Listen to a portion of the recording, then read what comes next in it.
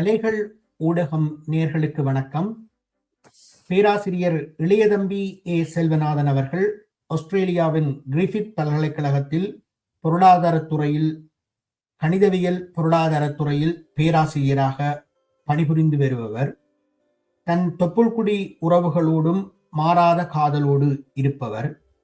காலனித்துவ காலத்துக்கு முன்பிருந்த தன்னிறைவு தாயகத்தை கட்டி எழுப்ப அல்லும் பகலும் அயராது பாடுபட்டு வருபவர்.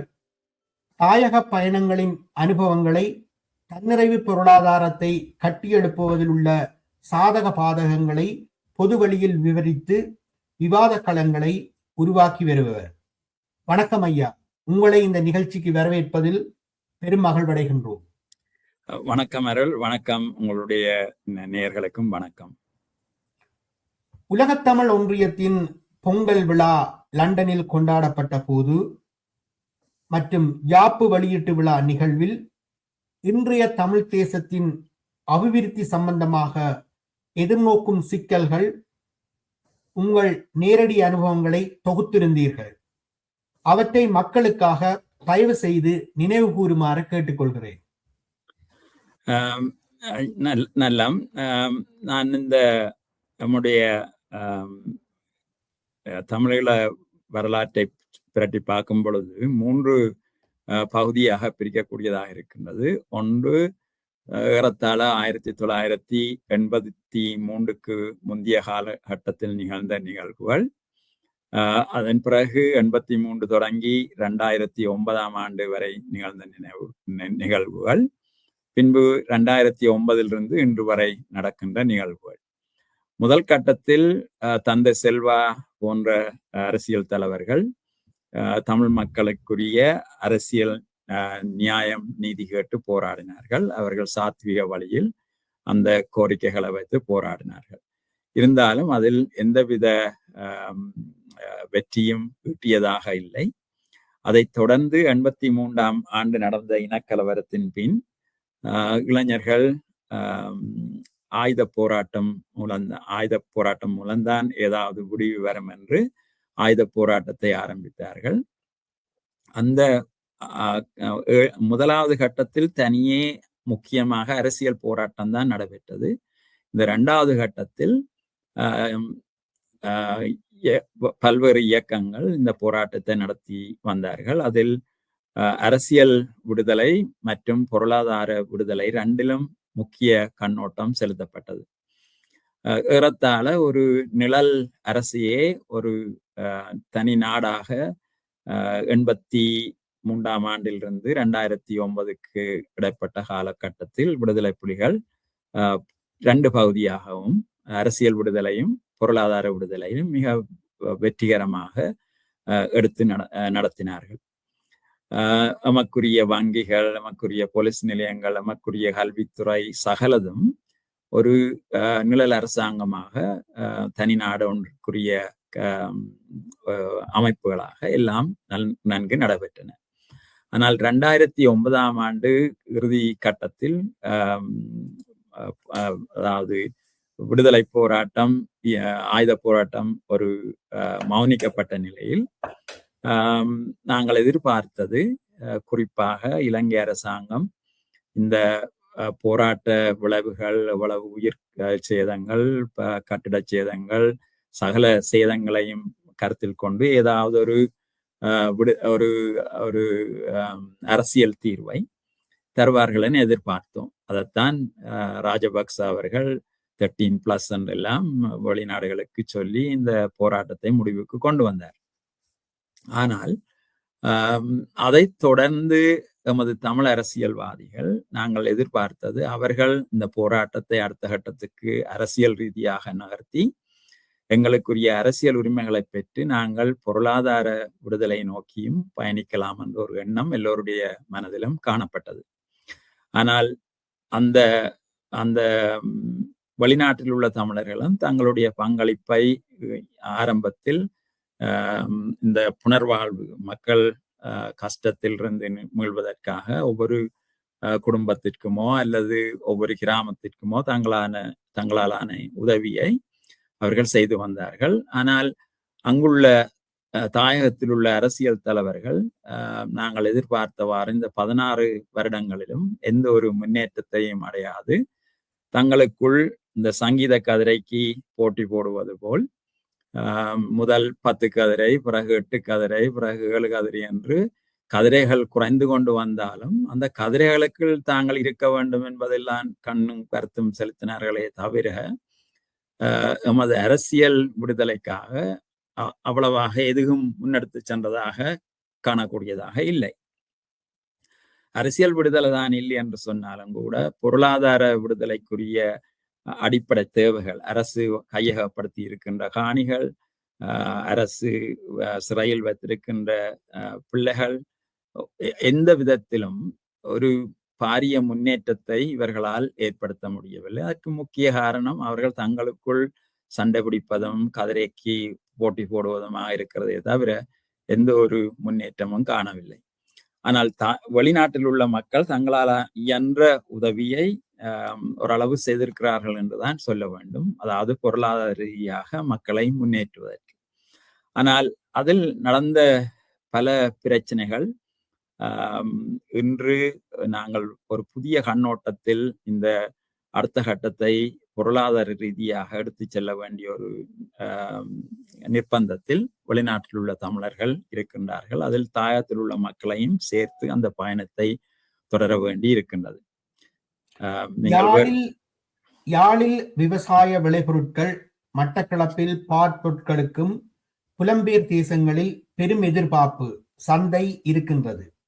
எதிர்காலத்துக்கேனும் பெயர் பலகைகளில் காணப்படுவது போலவே சர்வதேச விமான நிலையமாக வடகிழக்கில் விமான நிலையங்கள் செயற்படவும் வடகிழக்கின் உற்பத்தி பொருட்களுக்கு பரந்து விரிந்த சர்வதேச சந்தை ஏற்படுத்தப்படவும் வாய்ப்புகள் இருக்கின்றதா? இந்த கேள்விக்கு எனது விடையை சொல்லும் முன் சில விடயங்களை நான் இன்னும் இந்த இடப்பட்ட விடயங்கள் சிலவற்றை குறிப்பிட வேண்டி இருக்கின்றது.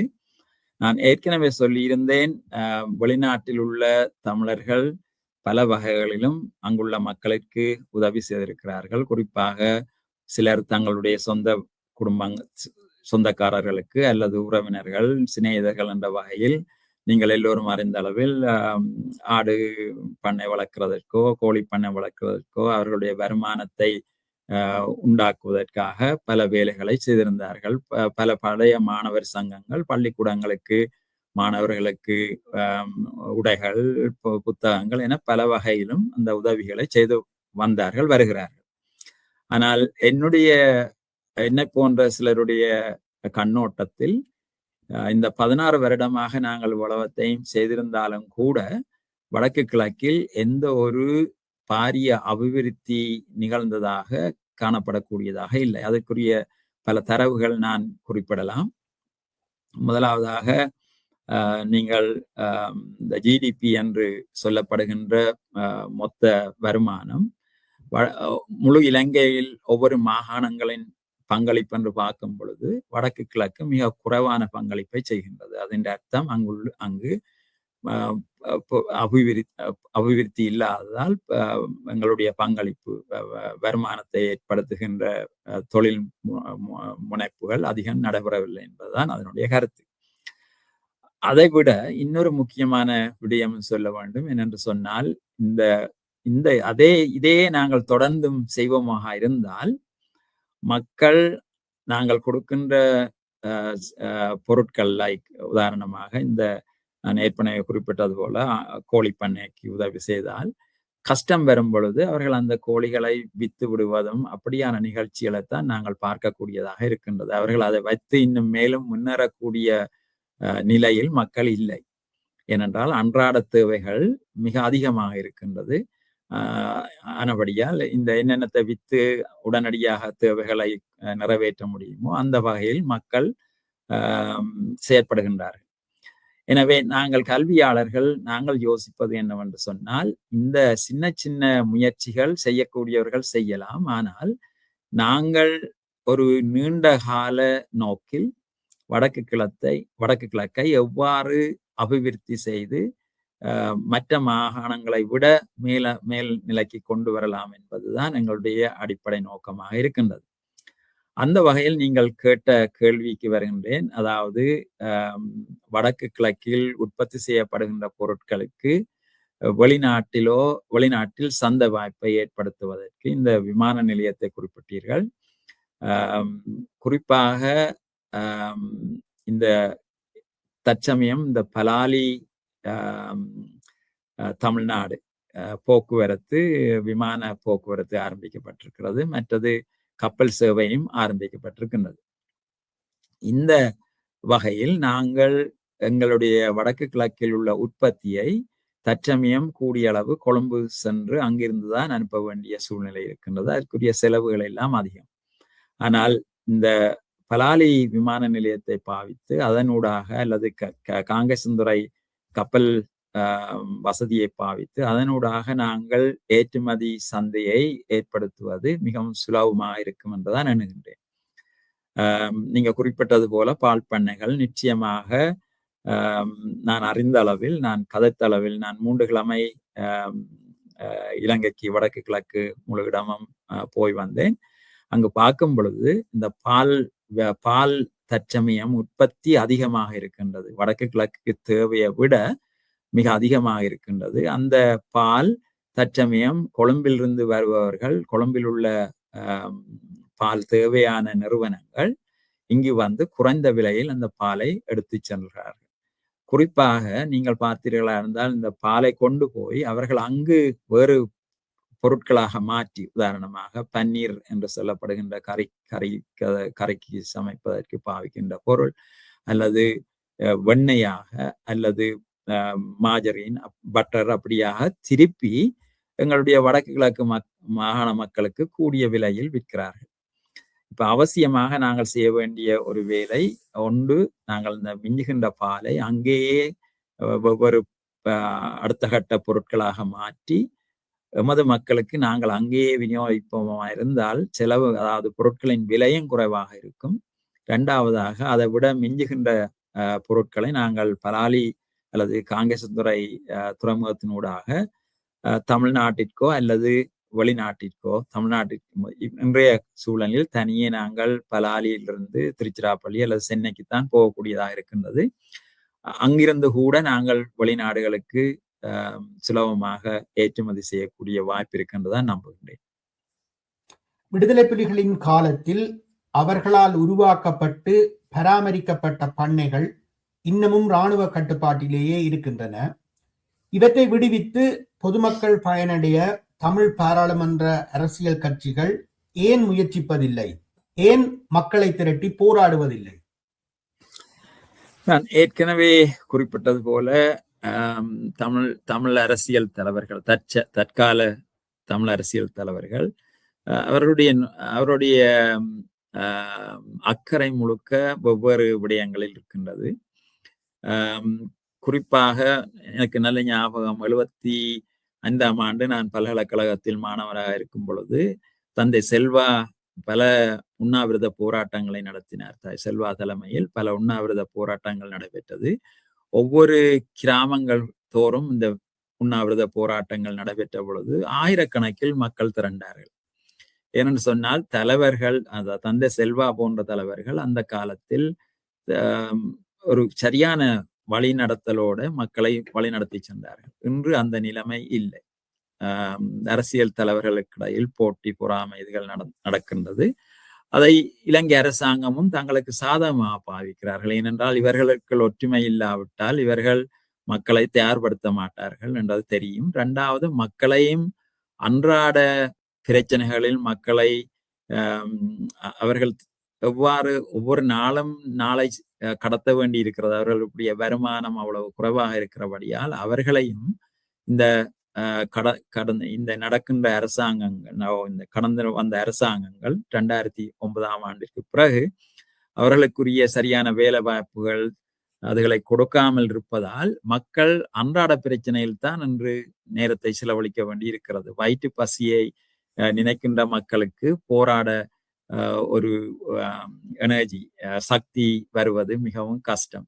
அதை விட அரசியல் தலைவர்களும் இப்படி இருக்கும் பொழுது 2ம் சேர்ந்து மக்களை போராட்டங்களில் ஈடுபடுவதை குறைத்து வருகின்றது. அப்ப அரசாங்கமும் அதை ஒரு பெரிய இஷ்யூவாக பார்க்கறது இல்லை. நீங்க உதாரணமாக பார்த்திருப்பீங்கள், தையிட்டி விகாரைக்கு முன்னால் போராட்டங்கள் நடக்கின்றது. ஆக 10-15 பேர் தான்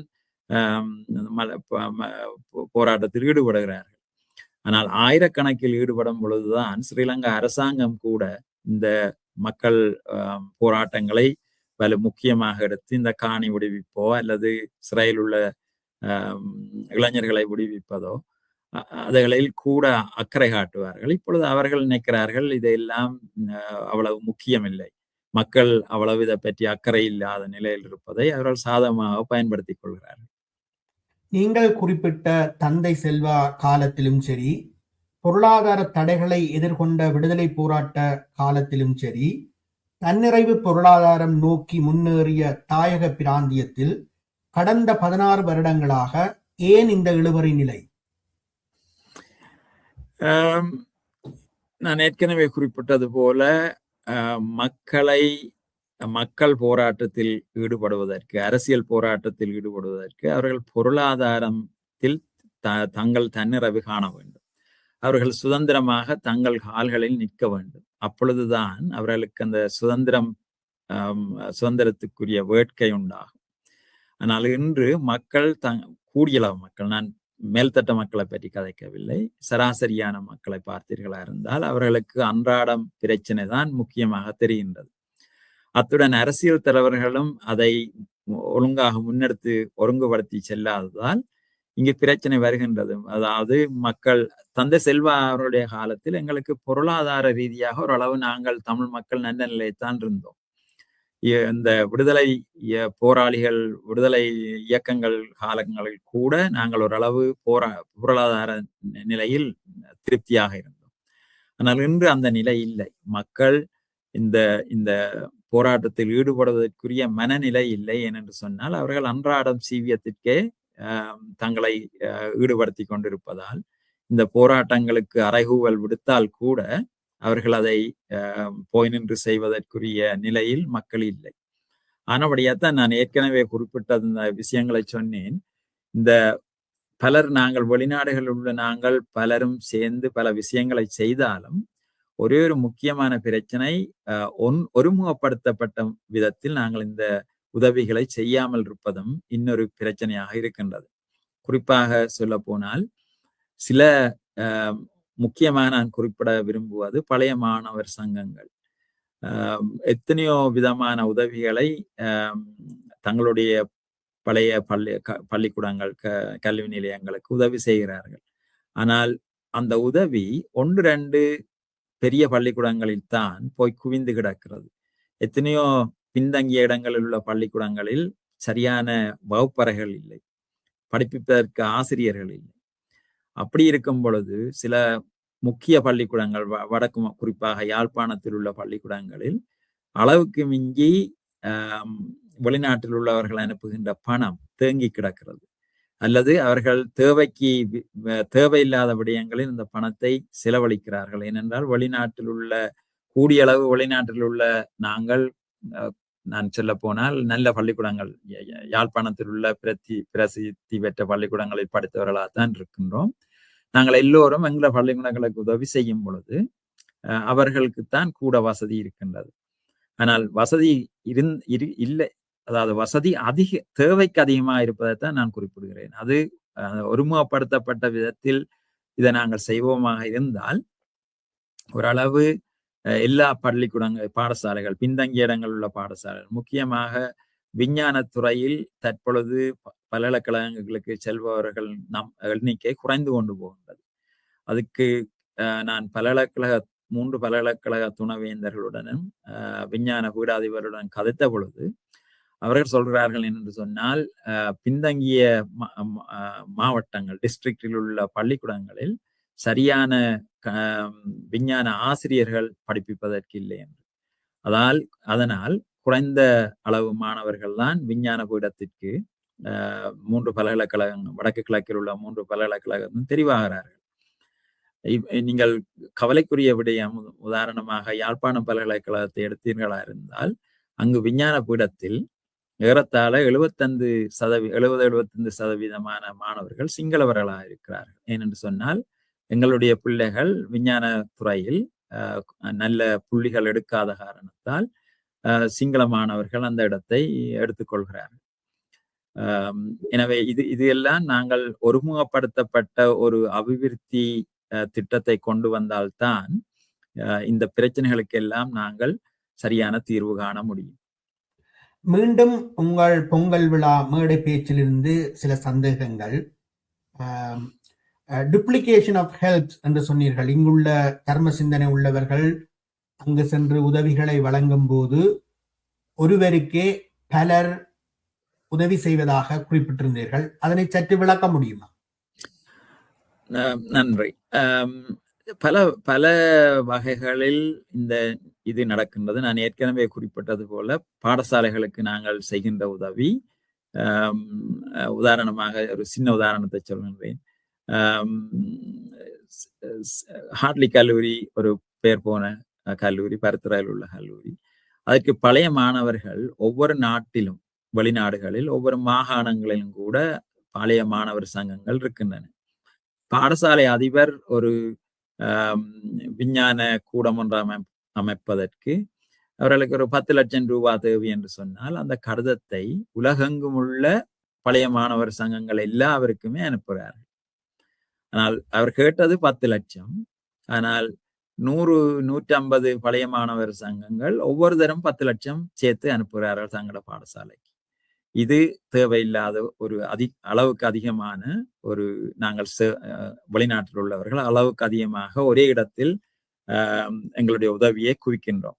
இரண்டாவதாக தனிப்பட்ட முறையில் கூட எடுத்து பார்த்தீர்களா இருந்தால் சில நேரங்களில் நீங்க பார்ப்பீர்கள், இந்த வீடியோவில் 2 குடும்பத்தை படம் எடுத்து அவர்கள் இந்த குடும்பம் கஷ்டப்படுகிறார்கள், உதவி செய்யுங்கள் என்று எழுதுகிறார்கள், காட்டுகிறார்கள். அந்த தொடர்பை எல்லோரும் பல பேரும் தொடர்பு கொண்டு அவர்களுக்கு இந்த பணத்தை அளிக்கிறார்கள். அது சில வேளை உண்மையில் அந்த பணம் அந்த குடும்பத்திற்கு முழுமையாக போய் சேர்கிறதோ என்பது ஒரு கேள்விக்குறி. அதை இது ஒரு பிசினஸாகவே நடந்து வருகின்றது. ஸோ இதுகளெல்லாம் தனிப்பட்ட முறையில் ஆக்கள் உதவி செய்கின்றபடியால் தான் இந்த பிரச்சனை. ஆனால் முந்தி நீங்கள் பார்த்தீர்களா இருந்தால் 83க்கும் 2009க்கும் இடைப்பட்ட கால பகுதியில் தமிழர் புனர்வாழ்வு கழகம் என்ற ஒரு அமைப்பு வெளிநாட்டிலும் தாயகத்திலும் இயங்கி வந்தது. கொடுக்கின்ற உதவிகள் எல்லாம் இந்த அமைப்பினூடாகத்தான் நாங்கள் வெளிநாட்டில் உள்ளவர்கள் கொடுத்து வந்தோம். அங்கு ஒருமுகப்படுத்தப்பட்ட ஒரு திட்டம் செயல்படுத்தப்பட்டு வந்தது. எங்கெங்கு தேவைகள் இருக்கிறதோ அங்கெங்கெல்லாம் இந்த பணம் உதவி செய்யப்பட்டது. ஆனால் இன்று அந்த நிலைமை இல்லை. அங்கு ஒரு அமைப்பும் இல்லை, வெளிநாட்டிலும் ஒரு அமைப்பும் இல்லை. இதை ஒருமுகப்படுத்தப்பட்டு ஒரே குடையின் கீழ் எல்லோரும் சேர்ந்து உதவி செய்வதற்குரிய கட்டமைப்பு நாங்கள் அவசியமாக ஏற்படுத்தப்பட வேண்டியுள்ளது. விளைபொருட்களுக்கு நிர்ணயிக்கப்பட்ட விலை கிடைக்காமல் 20 அண்டர் அல்லது 1 தொன் வெங்காய விளைச்சலை தூக்கி எறிய வேண்டிய நிர்பந்தம் ஏற்படுத்தப்பட்ட சம்பவங்களை விவசாயிகள் நேரடியாக பலரிடம் குறிப்பிட்டுள்ளார்கள். ஏன் இந்நிலைமை? இது ஏற்கனவே நான் சொன்னது போல பால் நாங்கள் எங்களுடைய மக்கள் பண்ணைகள் சின்ன சிறிய அளவிலான பண்ணைகள், தனிப்பட்ட மக்கள் பால் மாடுகள் வைத்திருப்பவர்கள் பால் எங்களுக்கு தேவைக்கு அதிகமாக நாங்கள் உற்பத்தி செய்கின்றோம். அதே போலத்தான் இந்த விவசாய பொருட்களும் சில விவசாய பொருட்கள் எங்களுடைய தேவைக்கு அதிகமாக உற்பத்தி செய்யப்படும் பொழுது அதை வெளியிடங்களுக்கு ஏற்றுமதி செய்யலாத நிலைமை இருக்கும் பொழுது விலையும் குறைகின்றது. அவர்களுக்கு அங்க லோக்கல் மார்க்கெட் உள்ளூர் சந்தைகளில் விற்பதற்கு விலையும் குறைவாக கிடைக்கிறது. அதே வேளை அதை சப்ளை, அதாவது சப்ளையை ஃபிக்ஸ்டு ஒரு அளவுக்கு மெயின்டைன் பண்றதற்காக அவர்கள் முழு இதையும் சந்தைக்கு கொண்டு போகாமல் இருக்கிறாங்க. சந்தைக்கு முழுவதையும் விட்டால் விலை ஆகிலும் குறைந்து போடும் என்பதற்காக. எனவே நான் குறிப்பிட்ட இந்த அபிவிருத்தியின் ஒரு பகுதியாக நாங்கள் ஒருமுகப்படுத்தப்பட்டு இந்த என்னென்ன பொருட்கள் தேவைக்கு அதிகமாக எங்களால் உற்பத்தி செய்யக்கூடியதாக இருக்கின்றது என்பதை அறிந்து அதை வெளிநாடுகளில் ஏற்றுமதி செய்வதற்குரிய நடவடிக்கைகளை ஒரு வடக்கு கிழக்கில் உள்ள ஒரு அமைப்பு நிச்சயமாக செய்ய வேண்டும். அதை நோக்கித்தான் நாங்கள் தற்சமயம் பயணித்துக் கொண்டிருக்கின்றோம். மேலும் நீங்கள் அதே பேச்சில் குறிப்பிட்ட, இப்போதும் அதனை மீண்டும் குறிப்பிட்டீர்கள், மாவட்டங்களுக்கு இடையிலான வருமான வேறுபாடு. இதற்கான காரணங்கள் என்ன? குறிப்பாக வடக்கு கிழக்கு போரினால் பாதிக்கப்பட்டு மிகவும் பின்தங்கிய நிலையில் இருக்கின்றது.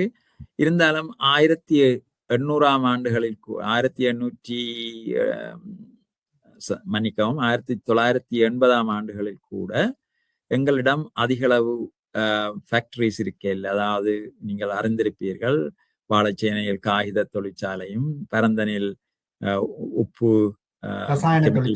ரசாயன தொழிற்சாலையும், காங்கேசந்துறையில் சிமெந்து தொழிற்சாலை, 3 தொழிற்சாலை தான் முக்கியமான தொழிற்சாலைகள் இருந்தன. ஆனால் எத்தனையோ தரம் நமது அரசியல் தலைவர்கள் கேட்டும் கூட தொழிற்சாலைகள் வடக்கு கிழக்கில் ஆரம்பிக்கப்படவில்லை. அந்த நிலைமையை நாங்கள் மாற்ற வேண்டும். ஏனென்று சொன்னால், உதாரணமாக கொழும்பு மாவட்டத்தை எடுத்துக்கொண்டீங்கள் சொன்னால், அல்லது மற்ற தெற்கில் உள்ள மாவட்டங்களை எடுத்துக்கொண்டீர்களா இருந்தால், அங்கு கூடிய அளவு அரசாங்கத்தின் ஆதரவோடு, அனுசரணையோடு, அது மாத்திரமல்ல, அரசாங்கத்திற்கு வெளிநாட்டில் உள்ள ஒரு நிறுவனம் தாங்கள் ஒரு நிறுவனத்தை அங்கு ஆரம்பிக்க போவதாக கேட்கும் பொழுதும் அந்த அனுசரணை கூடின அளவு வடக்கு கிழக்கு தவிர்ந்த மாநிலங்களுக்குத்தான் கொடுக்கப்படுகின்றது. அந்த நிலைமையை நாங்கள் மாற்ற வேண்டும். ஏன்னா அரசாங்கம் கொடுக்காட்டிலும் கூட வெளிநாட்டில் உள்ள தமிழர்கள் அங்கு நாங்கள் ஒரு நிறுவனங்களை, தொழில் நிறுவனங்களை ஆரம்பிக்கக்கூடிய வலு உள்ளவர்கள் அரசாங்கத்தை நம்பிராமல் நாங்களாக அந்த முயற்சியில் ஈடுபட வேண்டும். அதைத்தான் நான் குறிப்பிட்ட இந்த வடக்கு கிழக்கு அபிவிருத்தி பற்றிய எங்கள் நோக்கத்தில் முக்கியமாக நாங்கள் முன்னெடுத்து செல்ல முயல்கின்றோம். சுற்றுலா பற்றி நீங்கள் ஏற்கனவே உள்ளீர்கள். சுற்றுலா பற்றி நீங்கள் உரையாற்றும் போது வடக்குக்கான சுற்றுலா என்பதை சிகிரியாவுடன் நிறுத்திக் கொள்வது மற்றும் நாகப்பட்டினம் காங்கேசந்துறை பயணப்பாதை, கப்பல் பயணப்பாதை தொடர்ச்சியற்றிருப்பது, பழைய தென்னிலங்கை காங்கேசந்துறை, ராமேஸ்வரம், புத்தகயா போன்ற ஜாத்ரீக வழிபாட்டு வழித்தடங்கள் புத்துயிர் பெறாதிருப்பது, இது போன்ற விடயங்களை புத்துயிர் பெற வைக்க சுற்றுலாத்துறையால் முடியுமா, அல்லது அதற்கும் தமிழர்கள் போராடித்தான் பெற வேண்டிய நிலையில் உள்ளார்களா? இல்லை, இதில் 2 பகுதி இருக்கின்றது. ஒரு பகுதி உங்களுக்கு தெரியும், இலங்கைக்கு வருகின்ற டூரிஸ்ட், அதாவது சுற்றுலா பயணிகள் கூடிய அளவு முதலாவது அல்லது இந்தியா முதலாவது அல்லது 2வது இடத்தில் இருக்கின்றது. சில வருடங்களில் முதலாவதாகவும் சில வருடங்களில் 2வதாகவும் இருக்கின்றது. எனவே இந்த சுற்றுலா பயணிகள் தற்சமயம் கட்டுநாயக்கா விமான நிலையத்தினூடாகத்தான் வருகிறார்கள்.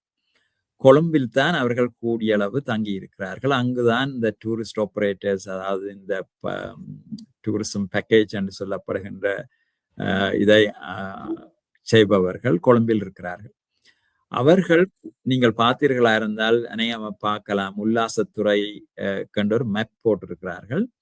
அந்த மேப்பை பார்த்தீர்களா இருந்தால் அது சிகிரியா மட்டும்தான் அந்த டூரிசம் மேப் இருக்கின்றது. கிழக்கு மாகாணத்தில் சற்று திருகோணமலை, கிண்ணிய பகுதிகளில் கொஞ்சம் தூரம் போகிறார்கள். ஆனா வடக்கை பொறுத்த அளவில் சிகிரியாவுக்கு கீழே எதுவும் வெளிநாட்டோ அல்லது இந்தியாவிலிருந்து வருபவர்களுக்கோ சரியாக இடங்கள் இருக்கின்றன என்று கூட சொல்லப்படுவதில்லை. ஆனால் நான் இந்திய தூதரகத்தோடு கதைத்த பொழுது அவர்கள் தற்சமயம் இந்த பலாலி விமான நிலையம் சீரமைக்கப்பட்டு நடைபெறுவதால் பலாலி விமான நிலையத்துக்கூடாகவும் மற்றது காங்கேசந்துறை கப்பல் பயணிகள் காங்கேசந்துறை துறைமுகத்தினூடாகவும் வருவதை அவர்களும் விரும்புகிறார்கள். அந்த வகையில் கூடிய அளவு இந்த திட்டம், நான் சொல்லுகின்ற விடயம், தமிழ்நாடு டூரிசம் போர்டு அங்க ஒரு அமைப்பு இருக்கின்றது.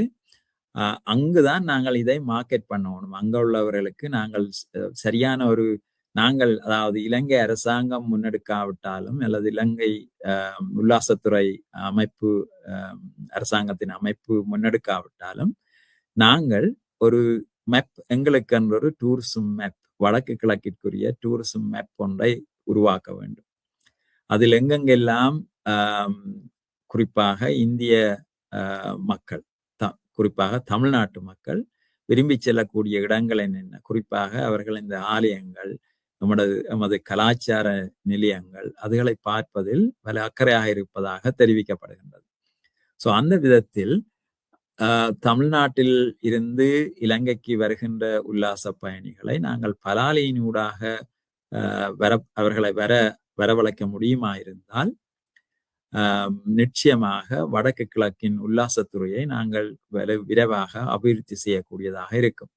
வடக்கு கிழக்கு உல்லாச பயணிகள் பலாலியினூடாக வந்தால் வடக்கு கிழக்கில் உள்ள ஹோட்டல்ஸ் நடத்துபவர்களுக்கு வருமானம் வரும், உணவு விடுதிகள் நடத்துபவர்களுக்கு வருமானம் வரும். சாதாரண மக்கள் கூட நீங்க பார்த்திருப்பீங்கள், ரோட்டுக்கரையில் நின்று பழங்கள் விற்பார்கள், கிழங்கு விற்பார்கள்.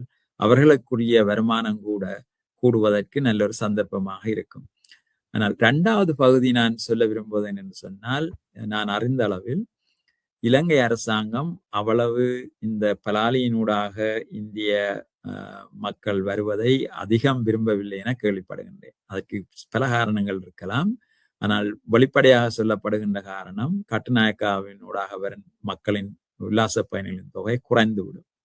அது குறைந்தால் கொழும்பு பகுதியில் உள்ள வியாபார தலங்களுக்கு வருகின்ற வருமானம் குறையும் என்ற ஒரு காரணமும் சொல்லப்படுகிறது. இந்திய அரசாங்கத்துக்கு சொல்லப்பட்டதாக அறிகின்றேன்.